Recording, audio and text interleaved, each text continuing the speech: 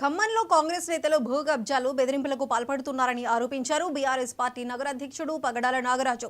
57వ division corporator భర్త కాంగ్రెస్ నేత ముస్తఫాపై సంచలన ఆరోపణలు చేశారు. దొంగ నోట్లు మార్పిడి, బ్లాక్ లో టికెట్లు అమ్మిన చరిత్ర ముస్తఫాకు ఉందన్నారు. ఆయన భాగవతం నగర ప్రజలకు అందరికీ తెలుసన్నారు. ఉద్యోగాలు ఇప్పిస్తారని అనేక మందిని మోసం చేసిన ముస్తఫాపై బాధితులు సీఎంకు కూడా ఫిర్యాదు చేశారని చెప్పారు. లక్షల రూపాయలు వసూలు చేసి నకిలీ అపాయింట్మెంట్ ఆర్డర్లు ఇచ్చాడని ఆరోపించారు. బీఆర్ఎస్ హయాంలో రమణగుట్టలో కమ్యూనిటీ హాల్, గుడి, బడి కోసం కేటాయించిన భూమిని ముస్తఫా ఇప్పుడు కబ్జా చేస్తూ విక్రయిస్తున్నాడని నాగరాజు ఆరోపించారు.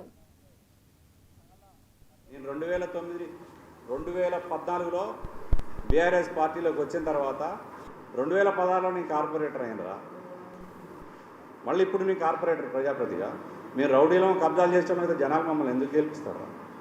ఎలక్షన్ కానించి స్టార్ట్ చేశారు ప్రచారాలు, విష ప్రచారాలు. గుడి భూమి కబ్జా చేసిండు, ఆడ కబ్జా చేసిండు, ఈడ కబ్జా చేసిండు.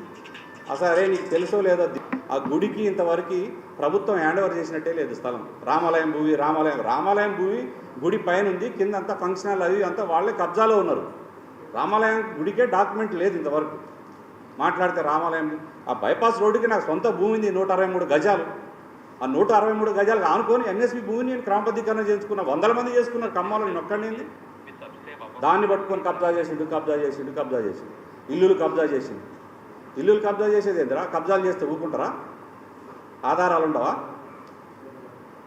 ఎలక్షన్ కాగానే, ప్రభుత్వం రాగానే మావాడు మీ ఇంటి మీద, మా అబ్బాస్ ఉంటాను ఇంటి మీద 60 మంది దుండగులతోటి దాడి చేసి కదరా నువ్వే రౌడీ నేనా నువ్వా? నీ మీద ఎఫ్ఐఆర్ కూడా అయింది 2 టౌన్ పోలీస్ స్టేషన్లో. వాళ్ళు బాధాప్తగా స్టేట్మెంట్ ఇచ్చారు, ముస్తఫానే మమ్మల్ని అందరిని ఇంటి మీదకి పంపించిందని.